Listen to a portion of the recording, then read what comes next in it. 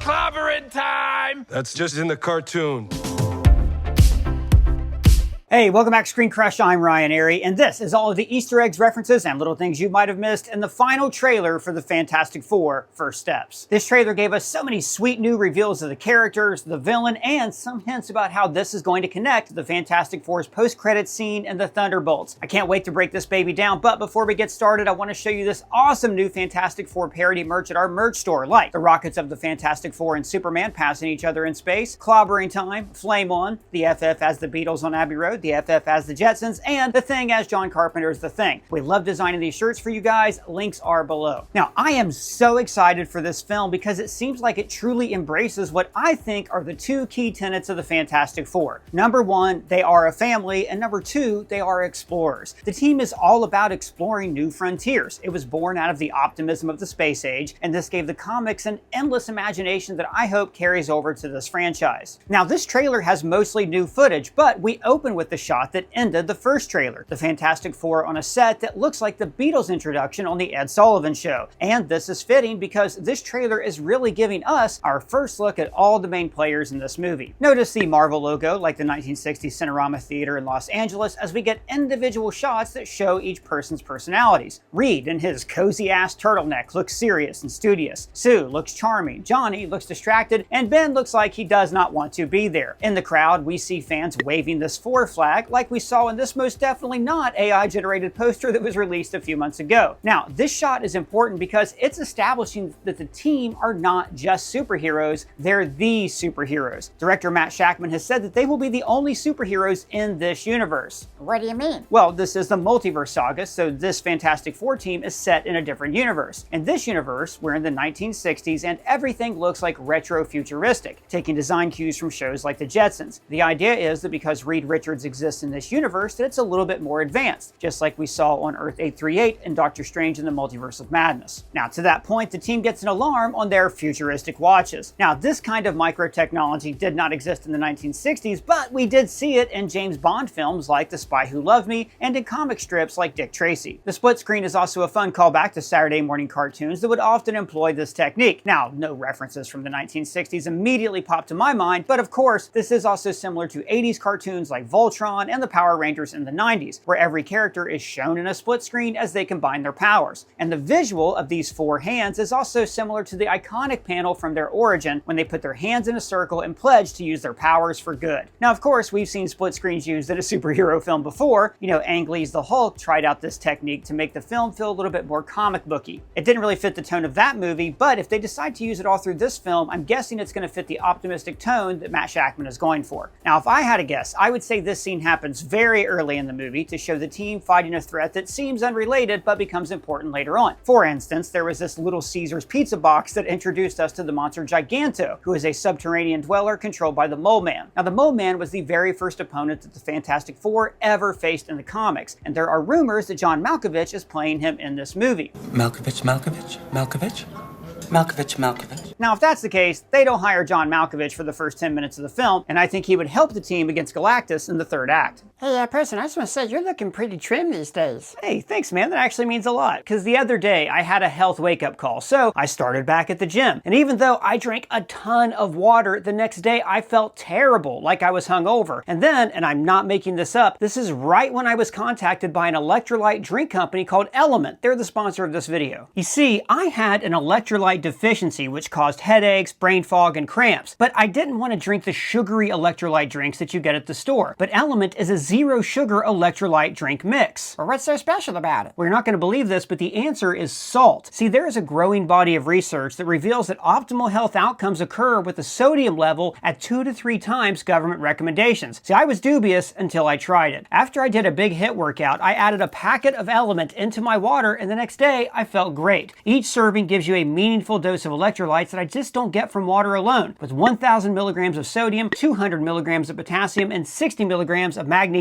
Element is used by professional athletes, Navy SEALs, Marines, and it is the exclusive hydration partner for Mark Divine's SEAL Fit programs, which trains future Navy SEALs. But it's also great for everyday health. Like, I'm not a gym rat, so I am grateful to have Element to help me through my workouts without feeling terrible the next day. Now, my favorite flavor is raspberry salt, but they also have a wide variety to pick from. In fact, fact, right now, new and returning customers who click our link below will get a free sample pack with every element purchase. And for a limited time, they are doubling down on flavors. The sample packs will include 2 packs of citrus salt, raspberry salt, watermelon salt, and orange salt. Now, this is available exclusively through our deal by clicking our link below. Element also has a risk-free and money-back guarantee. If you don't like it, give it to a friend and they will give your money back. But I am telling you, it worked great for me. So to get our exclusive deal, go to drinklmnt.com/ScreenCrush or click the link below to get a free sample pack with any purchase. Now, back to what I was saying. As they hurry out, they run past the next act on the variety show. Again, the Ted Gilbert Show seems like a counterpart of the Ed Sullivan Show, which is the variety show that introduced America to acts like the Beatles, Elvis, and most importantly, the Chipmunks.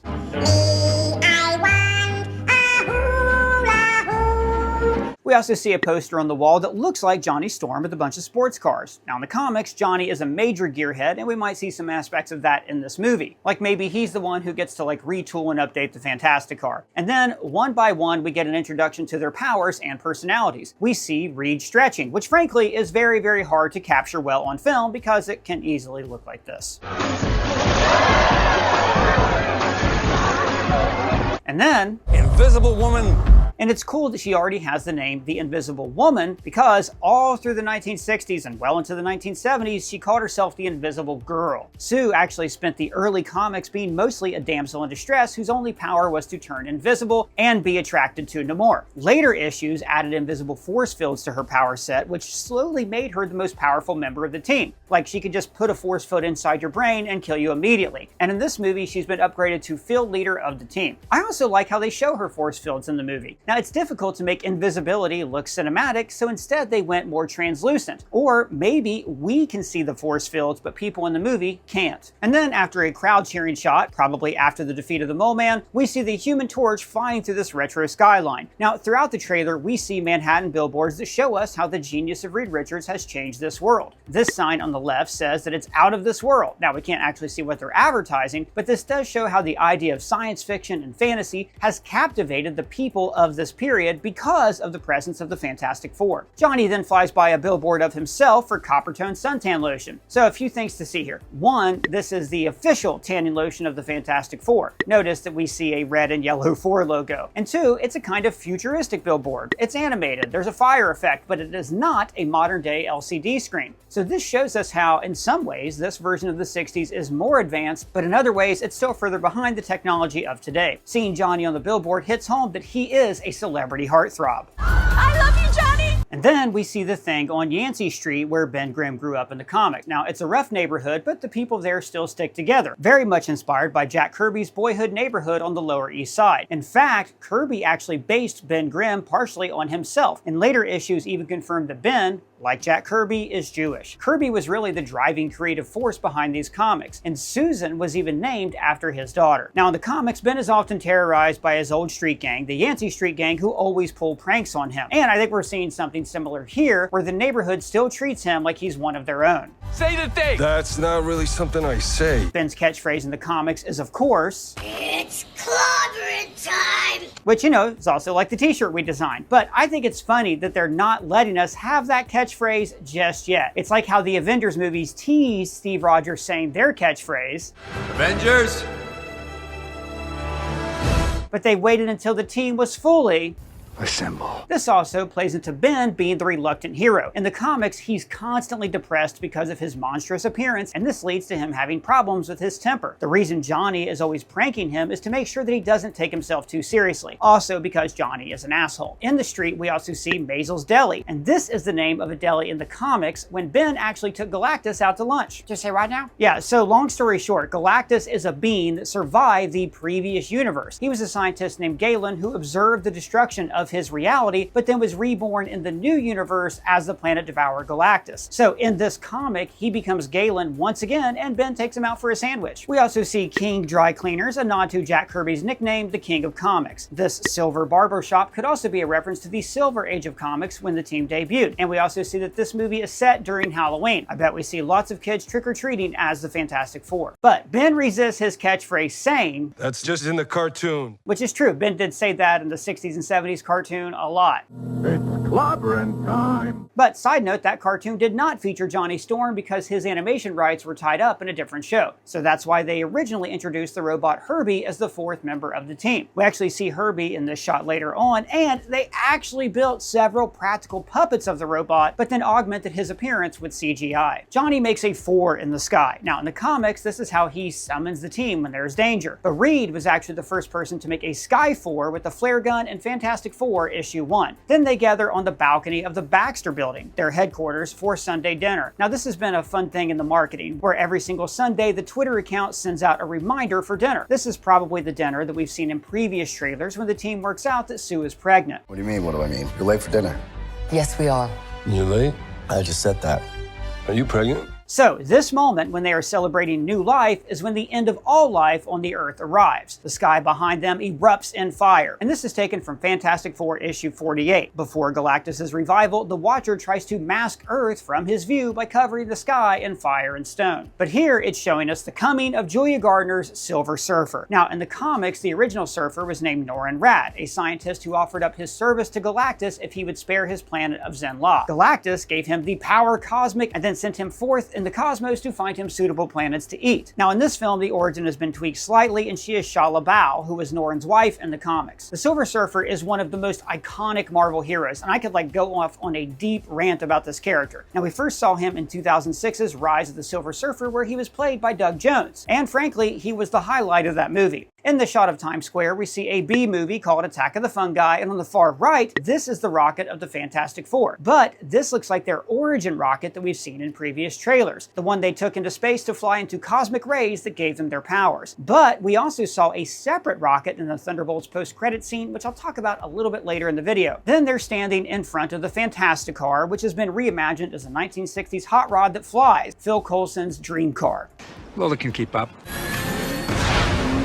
And then we finally get to see the arrival of Galactus. His ship emerges over the Earth, similar to the Star Destroyer dwarfing the Tantive 4 in A New Hope, or the attack ships approaching an Independence Day. And then we see this shot of a footprint leaving a 4 in the dirt. So here's what I think is going on. When Galactus arrives, he lands his ship on the moon to prepare his World Eater engine to devour the Earth. Now, the space age in the actual 1960s was framed as a space race to the moon, the United States versus the Soviet Union. This competition is what birthed the idea of the Fantastic Four, who were trying to get to the stars before the commies. In JFK's inaugural speech in 1961, he pledged for America to put a man on the moon. And I think that here, we are seeing the Fantastic Four are actually the first humans to arrive on the moon. They don't plant the flag, but they do leave their footprint with their logo in the dirt. And this also ties into the movie's title, First Steps. This is showing how it's the first MCU movie about the Fantastic Four, but it's also about how the team is taking their first steps into the cosmos. And then we see the team in their spacesuits approaching what I assume is Galactus' world-devouring machine. But there's also a possibility that this is on an alternate Earth. Like later in the trailer, Reed says, "We are going to find a solution.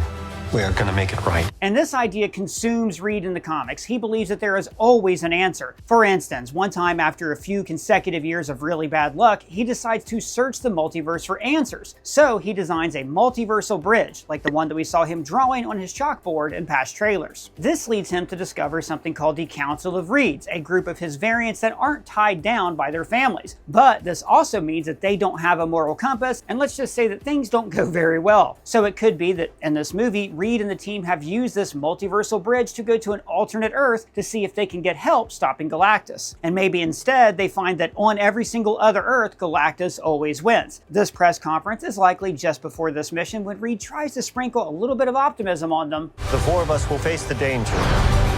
We will protect you. That quickly gets crushed.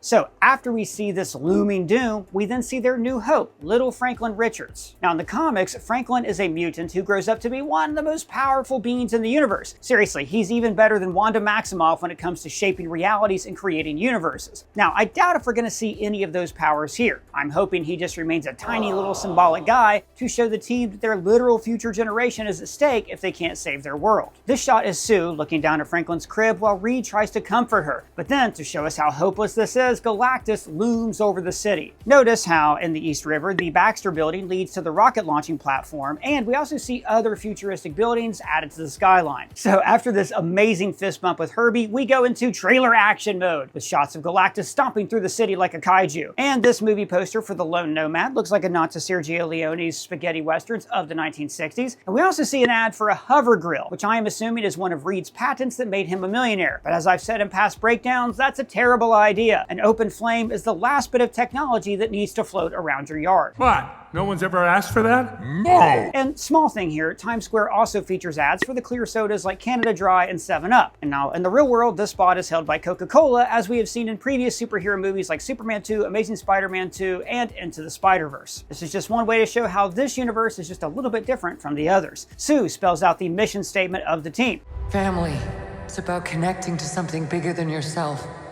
Now, I've said this before, but Reed is the brains of the team, Ben is the brawn, Johnny's the fun, but Sue is the heart. She is the component that holds all of these people together. And then we see New Yorkers huddled underground during Galactus' attack. And this could be one of the caverns of the Mole Man. This could be how he helps in the third act to save the people of New York from the coming of Galactus. And then we see a sky beam next to the Eiffel Tower and miles away from another sky beam. So it looks like Reed has built these devices all around the world as a shield against Galactus. Or, you know, a suit of armor around the world. Or these could be weapons, maybe devices that draw power from the Earth's core to fire energy at Galactus, which frankly would probably just make him hungrier because that's like an appetizer to him. Guys, just when we thought superhero movies were done with sky beams, we get a whole planet full of them. If it ain't broke. And then we see shots to emphasize their familiar relationships, the siblings Sue and Johnny and the best friends Reed and Ben. And earlier I mentioned that the movie appears to start at Halloween, but later we see that Ben has a beard. So it seems like there is a long passage of time here, maybe an entire year where Sue gets pregnant, gives birth, and Reed has time to build these large devices. And then we get our best look yet of the Human Torch, and I love how the texture of his uniform gives him these vertical lines that give him an appearance straight from the comics. Now the trailer actually doesn't give away very much. I mean, I've speculated a lot in this video, but I'm sure I'm wrong about a lot of this. But I will say that in the original Galactus trilogy from the Fantastic Four issues 48, 49, and 50, the key to defeating Galactus was two things. One, the presence of the Watcher. Now, in the series What If, he was voiced by Jeffrey Wright, who could be playing him in this movie. In fact, Colton Ogburn, the guy who's trapped in our TV but doesn't know it, so please don't tell him, thought that he spotted the Watcher in the sky here. But Galactus was also defeated by his own herald, the Silver Surfer. The Surfer met the Thing's girlfriend, Alicia Masters,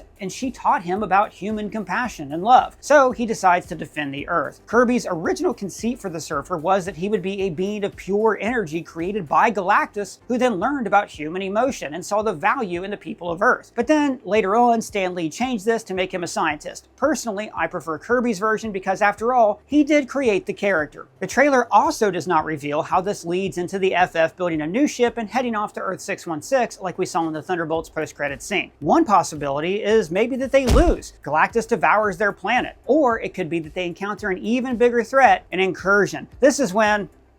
Go ahead, Other Reed. An incursion occurs when the boundary between two universes erodes and they collide, destroying one or both entirely. So what if the movie ends with the team thinking they've won, but then an incursion appears? They would have to travel to another universe to do something about it. Guys, don't forget to click our link below to try out Element. You will not regret it. This stuff is amazing, and it's been a key part of my new workout routine. What did you think about the trailer? Are you pumped for the movie? Did it reveal too much? Do you have any questions or theories? Let me know down in the comments below or at me on Twitter, Blue Sky, Threads, or on our free-to-join Discord server. And if it's your first time here, please subscribe, smash that bell for alerts. For ScreenCrush, I'm Ryan Airy.